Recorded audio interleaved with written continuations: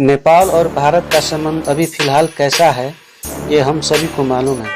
हालांकि सीमा विवाद को लेकर ओली और मोदी के बीच फोन वार्ता हुई है, लेकिन सीमा विवादों को सुलझाना अभी बाकी है। और इधर चीन ने धीरे धीरे नेपाली जमीन को हथियाना शुरू कर दिया है और नेपाल को कानों कान खबर नहीं। वीडियो में आगे बढ़ने से पहले यदि आप इस चैनल पर पहली बार आए हैं तो ऐसे ही नायाब जानकारी पाने हेतु सब्सक्राइब करिए करंट अफेयर्स को, और इस चैनल से रिलेटेड वीडियो का अपडेट पाने के लिए साइड में दिए गए बेल आइकन को दबाना नहीं भूलिएगा। नेपाल में समर्थक प्रधानमंत्री के रूप में केपी शर्मा ओली को पाकर चीन अब वहाँ की महत्वपूर्ण जमीन और ठिकानों पर कब्जा करने की मुहिम में जुट गया है। यह कब्जा कई सीमावर्ती इलाकों में हो रहा है। कुछ हफ्ते पहले सत्तारूढ़ कम्युनिस्ट पार्टी के नेताओं ने इस पर विरोध भी जताया था, लेकिन उनकी बात अनसुनी कर दी गई थी। नेपाल के कृषि मंत्रालय की सर्वे रिपोर्ट के मुताबिक चीन ने 7 सीमावर्ती जिलों में जमीन पर अवैध कब्जा किए हैं। ये जिले हैं दोलखा, गोरखा, धारचूला, हुमला, सिंधुपाल्चोक, सखुआ सभा और रसुआ।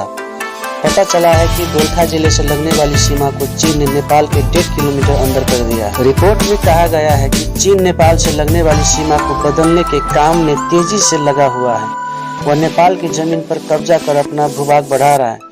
पता चला है कि इस रिपोर्ट से इतनी जमीनी हालात खराब है, चीन ने नेपाल के बड़े भूभाग पर कब्जा कर रखा है, जिसके बारे में नेपाल सरकार को खबर ही नहीं है। जो कब्जे जानकारी में आए हैं, सत्तारूढ़ नेपाल कम्युनिस्ट पार्टी सरकार उन पर भी पर्दा डालने में जुटी है। पता चला है कि कई सीमावर्ती इलाकों पर कब्जा कर चीन ने वहां पर सड़क, पानी और बिजली की सुविधाएं भी कायम कर ली हैं। ऐसे कई सीमावर्ती गांव अब चीन का हिस्सा हो गए हैं, जो कुछ साल पहले नेपाल में थे। गोरखा और दार्चुला जिलों के कई गाँव चीन के कब्जे में पहुँच चुके हैं।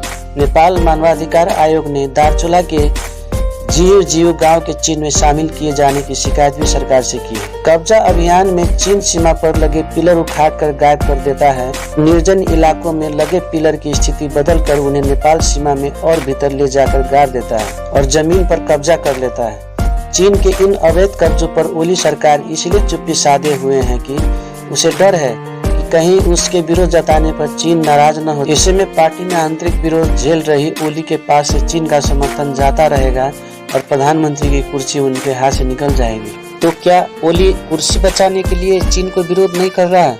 दोस्तों, इस पर आपका राय क्या है? अपना सकारात्मक राय कमेंट के मार्फत बताइएगा। वीडियो पसंद आया हो तो लाइक, शेयर, कमेंट करना न भूलिएगा। वीडियो में अंत तक बने रहने के लिए आपको कोटि-कोटि आभार।